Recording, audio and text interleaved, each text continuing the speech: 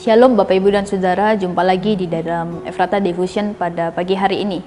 Kita akan membaca satu nats bagian firman Tuhan dalam Yesaya 53 ayat 4 dan 5. Tetapi sesungguhnya penyakit kitalah yang ditanggungnya dan kesengsaraan kita yang dipikulnya. Padahal kita mengira dia kena tulah, dipikul dan ditindas Allah. Tetapi dia tertikam oleh karena pemberontakan kita, dia diremukkan oleh karena kejahatan kita. Ganjaran yang mendatangkan keselamatan bagi kita ditimpakan kepadanya, dan oleh bilur-bilurnya kita menjadi sembuh.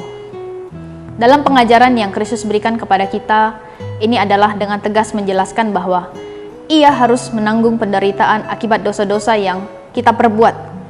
Hal ini sudah sangat jelas ditulis dalam Yesaya 53 dan tidak hanya berhenti di situ, namun juga tertulis dalam Roma 6 ayat 23. Sebab upah dosa ialah maut, tetapi kasih karunia Allah ialah hidup yang kekal dalam Kristus Yesus Tuhan kita. Bapak, Ibu, dan Saudara, kata maut di sini berbicara tentang kematian yang kekal, dan pastinya tidak satupun manusia yang dapat menyelamatkan dirinya sendiri dari hukuman maut tersebut.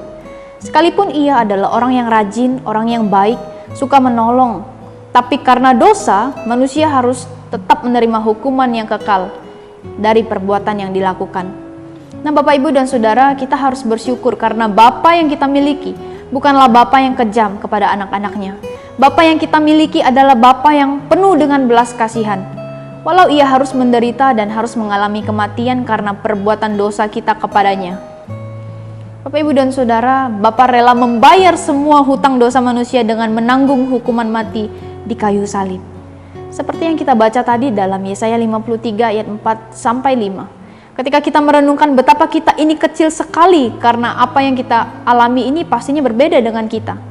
Jika kita yang mengalaminya, saya rasa pasti sulit. Karena apa? Karena kita menanggung beban, menanggung hukuman, dituduh, dan menanggung yang semestinya tidak kita tanggung. Pasti kita akan berkata, kok saya? Kan bukan saya yang melakukannya. Pasti dalam hati kecil kita memberontak jika kita dipersalahkan. Kita tidak rela, pasti kita mengatakan, kan bukan saya yang melakukan. Kenapa harus saya yang menanggung? Bukankah hal ini sering sekali terjadi di dalam kehidupan kita? Jika kita melihat hamba Tuhan yang kita baca tadi dalam konteks ini, ia sangat berbeda dengan kita. Dia rela mati hanya untuk menanggung dosa kita, menanggung kesalahan kita. Bahkan diperjelas bahwa oleh bilur-bilurnya kita menjadi sembuh. Dengan kata lain, Bapak, Ibu, dan Saudara, lukanya menyembuhkan kita. Bilurnya di sini dikatakan sebuah goresan karena cambukan. Pastinya sakit dan jelas perih. Bapak, Ibu, dan Saudara, yang menarik di sini adalah di tengah luka yang ia alami dan penderitaan yang harus ia rasakan, justru hamba ini menyembuhkan banyak orang. Saya bisa pastikan siapapun kita, jika kita sedang terluka, pasti sakit, kita tidak berdaya untuk dapat memperhatikan orang lain. Karena pada umumnya pasti kita akan mementingkan diri kita sendiri ketimbang orang lain. Nah, Bapak, Ibu, dan Saudara, saya yakin setiap kita pasti pernah mengalami sakit dan terluka. Terluka secara fisik, terluka karena diabaikan, terluka karena ditolak, dikhianati.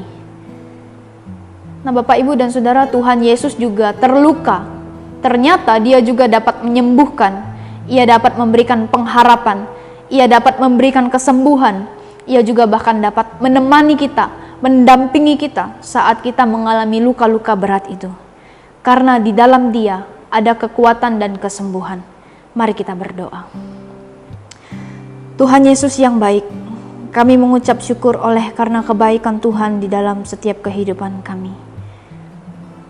Penderitaan yang kami alami Engkau dapat tanggung di atas kayu salib.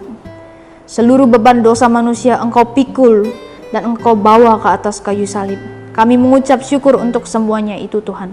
Dan sekarang kami akan menjalankan tugas-tugas yang sudah Tuhan percayakan kepada kami, untuk kami dapat meneruskannya di dalam perjalanan kehidupan kami. Berkati kami, Tuhan. Biarlah kami boleh terus tetap dikuatkan melalui firman Tuhan pada pagi hari ini. Berkati kami agar kami boleh terus mendekatkan diri kepada Tuhan, melihat penderitaan-penderitaan yang sudah Tuhan korbankan bagi kami, anak-anak Tuhan. Terima kasih Tuhan Yesus yang baik. Hanya di dalam nama Tuhan Yesus kami sudah berdoa dan mengucap syukur kepadamu. Amin.